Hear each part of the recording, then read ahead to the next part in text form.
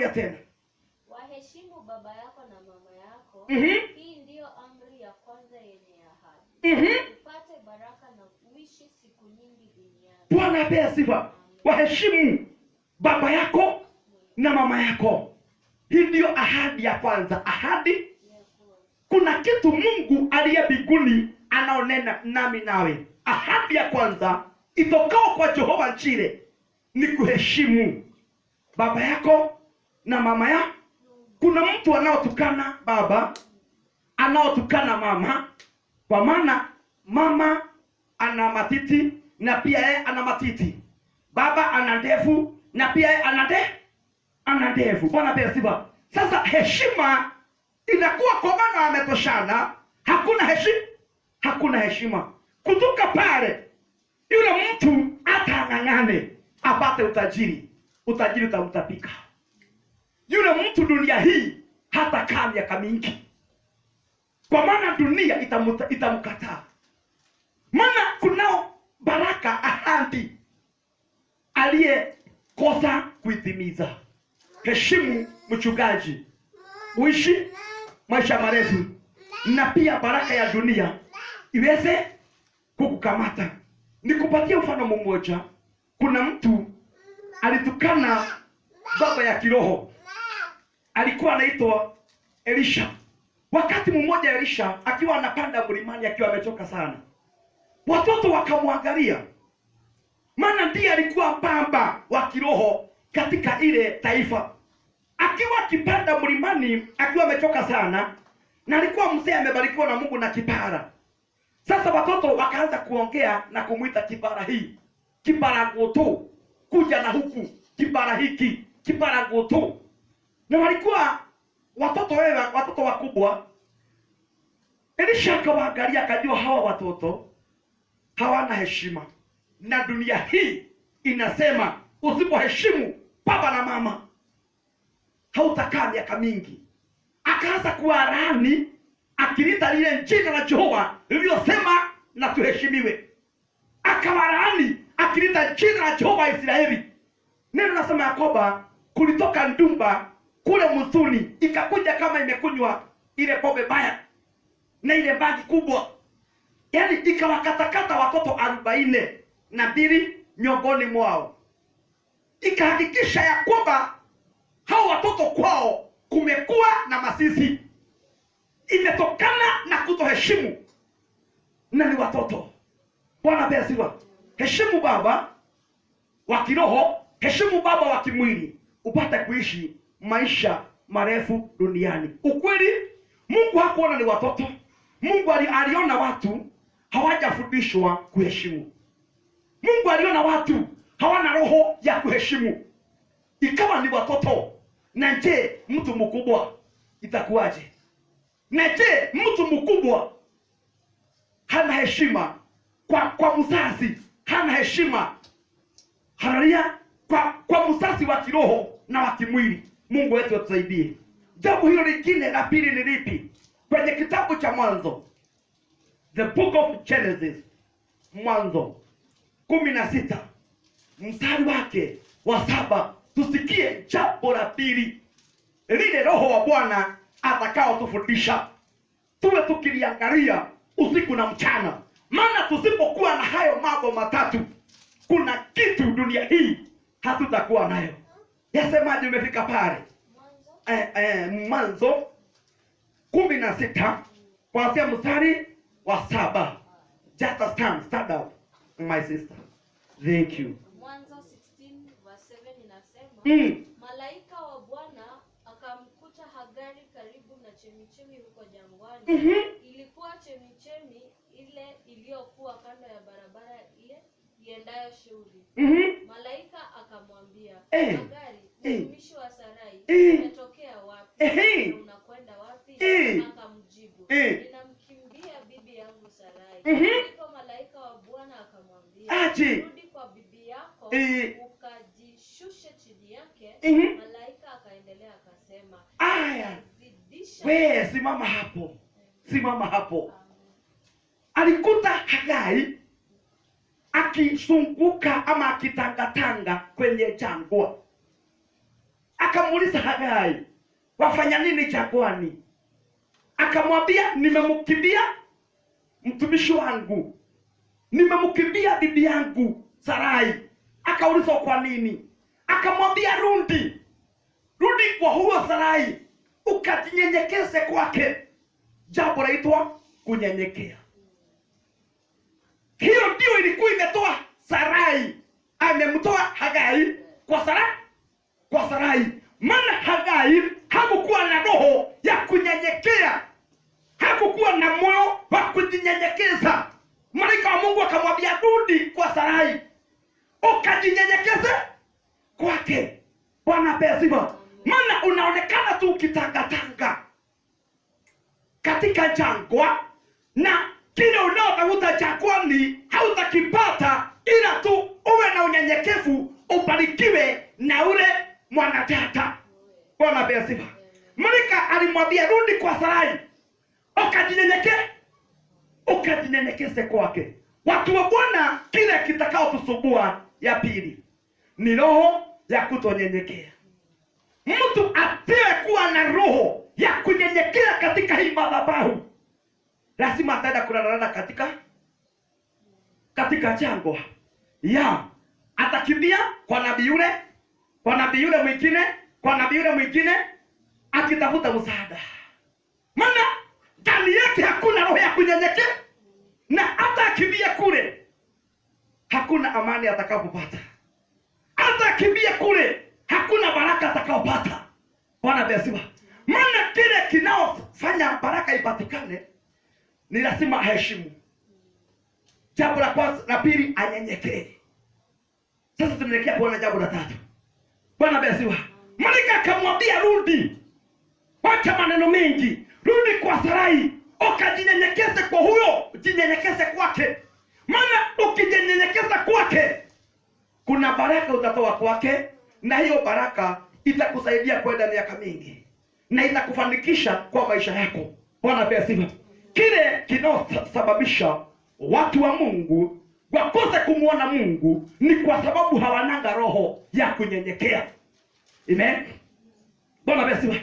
Kuna mtu anaweza kuja hapa na wakati huo amekisukuka kwa manabii zaidi ya 5. Ameenda kwa nabii yule, kwa maana hana roho ya kunyenyekea, anaenda kwa mwingine, mwishowe anamalizia wapi? Anamalizia hapa. Huo mtu hata asunguke kwetu sisi zote, kile anaotafuta hata kiona. Asunguke kwa miaka yake yote, kile anaotafuta atakitafuta sana na atashoka. Mwishowe ni kusema hakuna Mungu. Maana ndani ya moyo wake hakuna roho ya kunyenyekea. Bwana besiba. Haleluya. Kile kinaosababisha watu wa Mungu wakosa kuona Mungu ni kutokuwa na roho ya kunyenyekea. Na kile kitaweka watu wa Mungu kwa umasikini mkubwa ni kutoheshimu na kutonyenyekea. Bwana besiba. Na kile kitanyang'anya watu haki ya kuishi dunia hii kwa miaka mingi. Nimekwambia ni mambo mangapi? Mambo matatu. Jambo la kwanza, kutoheshimu. Jambo la pili, kutonyenyekea. Bwana besiba. Yaani malaika akamwambia Hagai, wacha kutangatanga katika jangwa. Hili jangwa halitakupatia amani usiponenewa baraka na huyo mwanamke. Asiye kunenea baraka, rudi kwake na ujinyenyekeze kwake, akunenea baraka. Haleluya. Ili jangwa hili likupatie chakula. Bwana besiba. Watu wa Bwana, ndipo nikakwambia siku ya leo, kuna mtu hata akiwa hapa hawezi akanyenyekea hapa. Bwana besiba. Anayuba huku kule. Bwana besiba. Hata ayubayube kwa miaka yote atafanya kazi ya kuchoka, na atachoka sana. Bwana besiba. Mwishowe atamalizia kusema hakuna Mungu. Jambo la tatu ni lipi? Bwana besiba. Nataka ukimbie sana kwenye kitabu hiyo Biblia yako, kwenye Biblia la Samueli, the book of Samuel,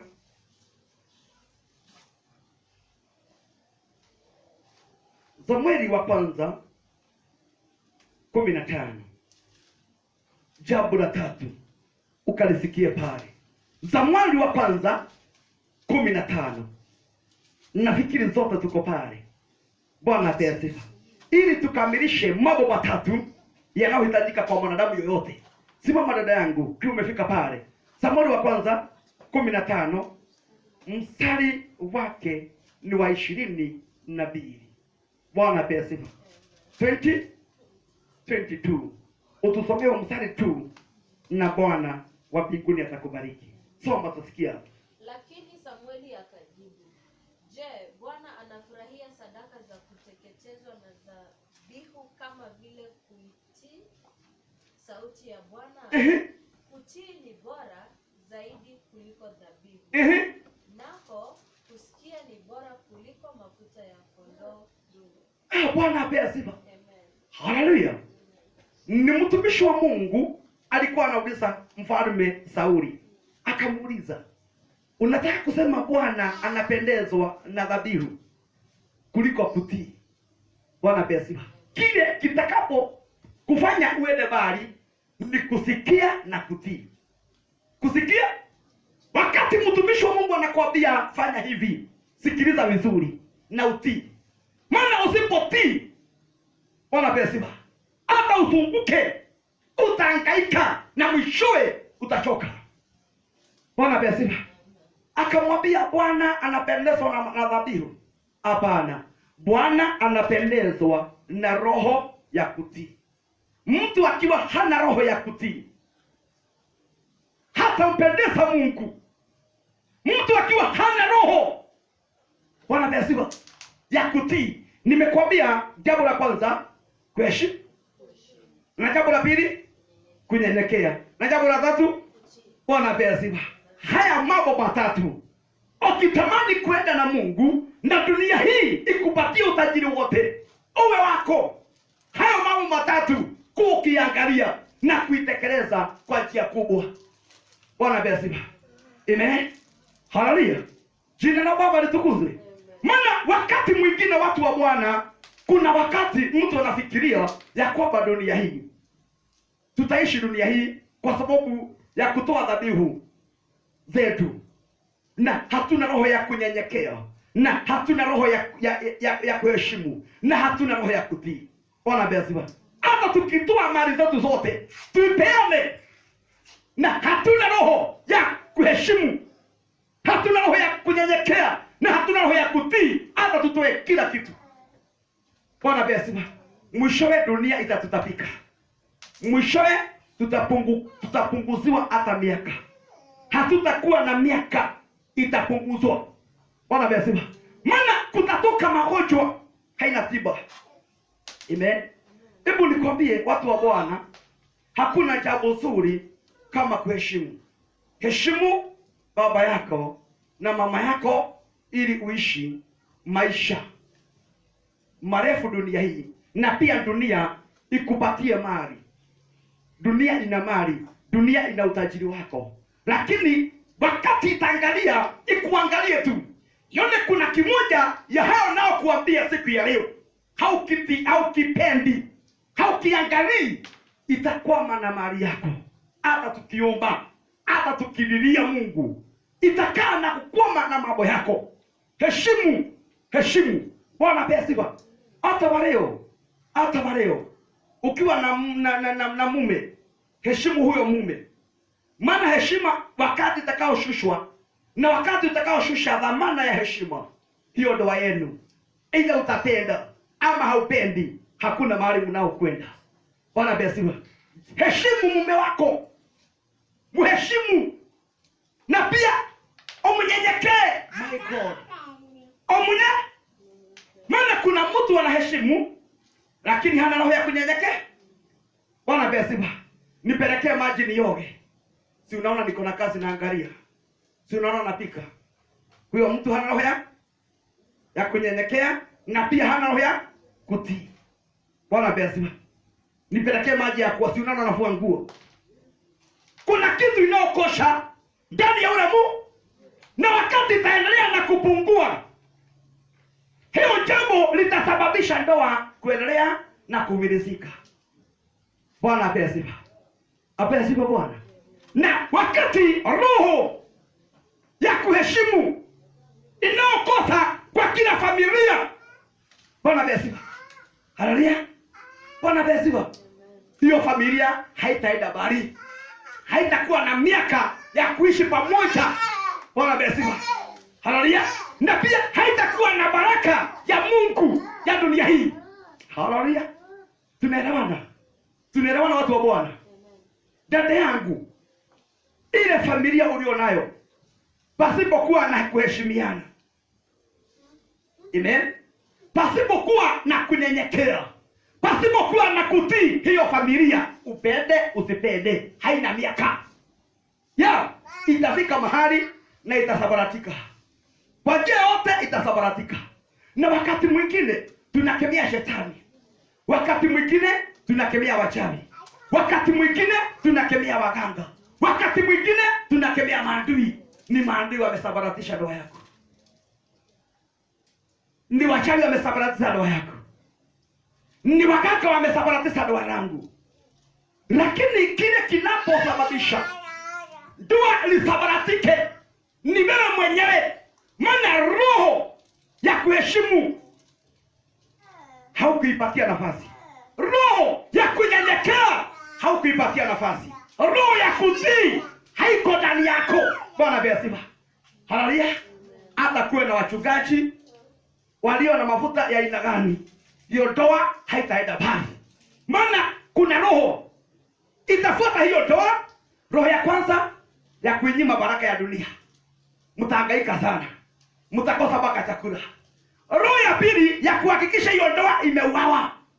Kuna malaika wa kuua ndoa atakuwa anaifuatilia ili aiue hiyo ndoa isionekane tena. Bwana asifiwe. Wakati unaofanya biashara, heshimu sana, heshimu wale watu wanaokununulia, nyenyekea kwao na pia wasikilize. Bwana asifiwe. Nipe shukari, nipe kiberiti, nipe majani, hii unauzaje, hii unauzaje? Wacha kumuuliza anauza maswali mingi. Wewe mjibu tu, kwa maana hiyo ndio haki yake. Bwana asifiwe. Amen. Na inawezekana akuulize hiyo yote anunue switi. Anunue tu switi ya shilingi 5. Lakini heshimu na unyenyekeze na tena utii. Bwana asifiwe. Niusie majani. Unauzaje? Unauza pesa ngapi? Acha maneno mengi. Wewe jikase kumjibu tu. Bwana asifiwe.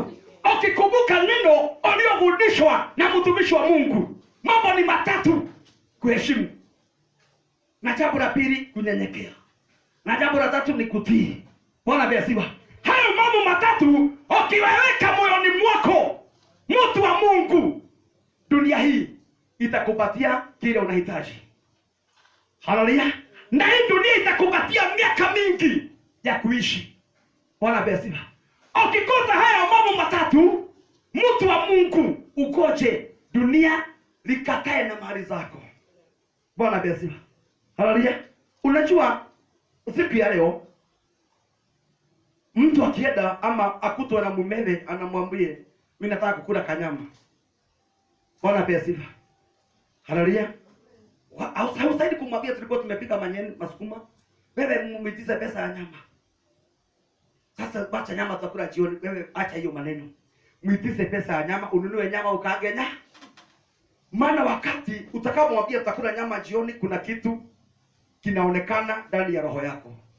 Wewe hauna roho ya kusubmit, hauna roho ya kunyenyekea, na pia hata hauna roho ya kutii. Na kwa maana hauna roho ya kutii, kuna wakati utahitaji kuna nyama inunuliwe na haitapatikana. Bwana asifiwe. Haleluya.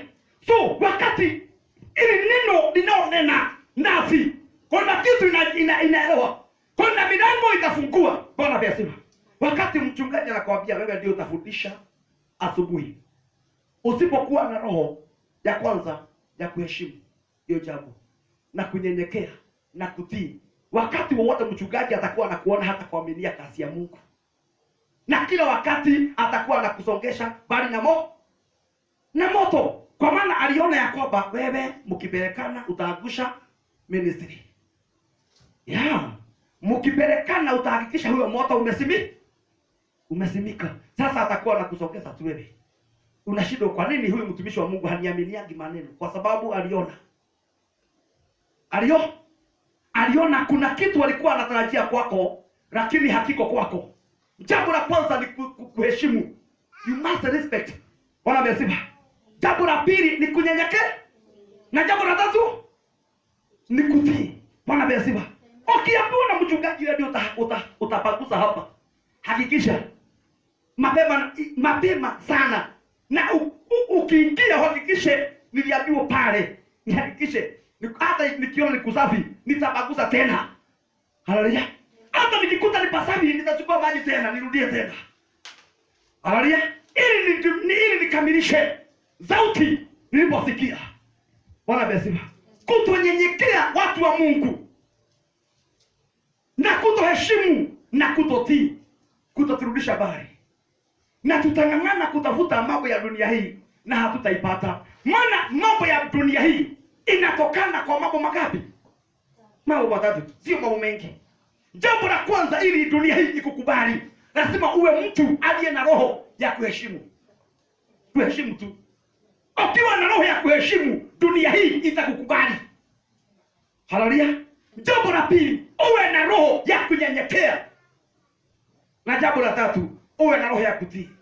Dunia hii itakupatia chochote unahitaji. Itakutolea utajiri wako wote na itakukabidhi. Na pia ihakikishe umekuwa na miaka mingi katika dunia hii. Bwana pia sifa.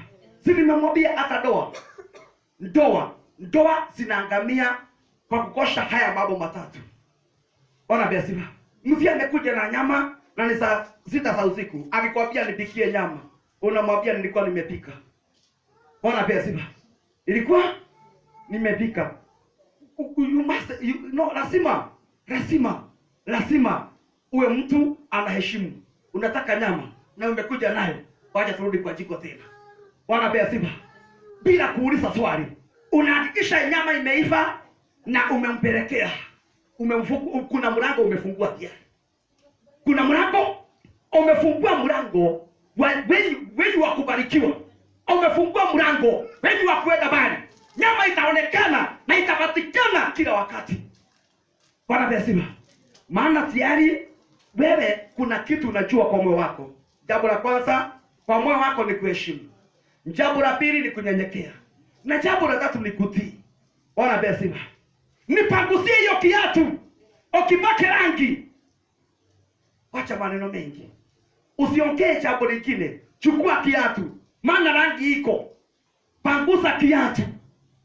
Kiwe kisafi. Mwambie ni kisafi. Haleluya. Nipelekee hiyo maji nikaoge. Wacha maneno mengi. Chukua maji, peleka mtu aoge. Ona besema. Kila kinachosababisha milango ifungane na ifungue kwa ndoa za watu wengi ni jambo hili ninaokuambia leo. Watu wengi hawana roho ya kuheshimu. Hawana roho ya kunyenyekesha na hawana roho ya kutii. Hayo mambo matatu inabomoa mambo yote. Yanasabaratika. Na Mungu anabaki akiwa Mungu. Ukipata kazi unaambiwa katika hii kazi heshimu Mungu baba yako na hiyo mali ya kazi yako. Ukipata shilingi 1,000, 100 sio yako, 100 ni ya Mungu wako. Heshimu Mungu wako. Hiyo 100 iweke mahali. Ukiona haitawezekana, tuma kwa mtumishi wa Mungu akae na 100 yake. Bwana asifiwe. Kiona itakusidi sana, wewe tumia mtumishi wa Mungu akae na 100 yake. Bwana asifiwe. Obvious. Haleluya. Maana dunia hii ni mambo matatu. Jambo la kwanza ni kuheshimu. Jambo la pili ni kunyenyekea. Na jambo la tatu ni kutii. Bwana asifiwe. Ili wakati Jehova atakao kuja kutembea kwenye kazi yako, hataona chochote kinao itanisho na yeye katika hiyo kazi. Atakuona kweli wewe ni mtu anaotii sana. Na wewe ni mtu aliye na roho ya kunyenyekea na roho ya kuheshimu. Kutoka hapo hata kuwe na waganga bilioni wanaonganga kazi yako, wanapoinukia hiyo kazi, hakuna yote atakapofaulu.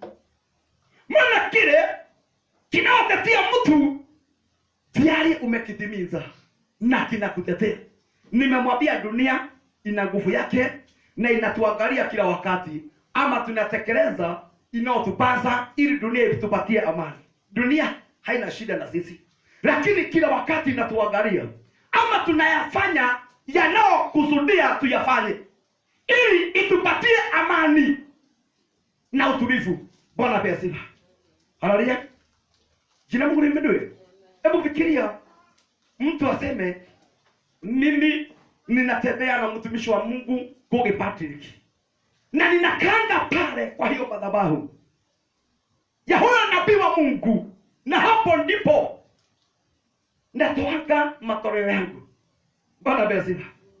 Haleluya.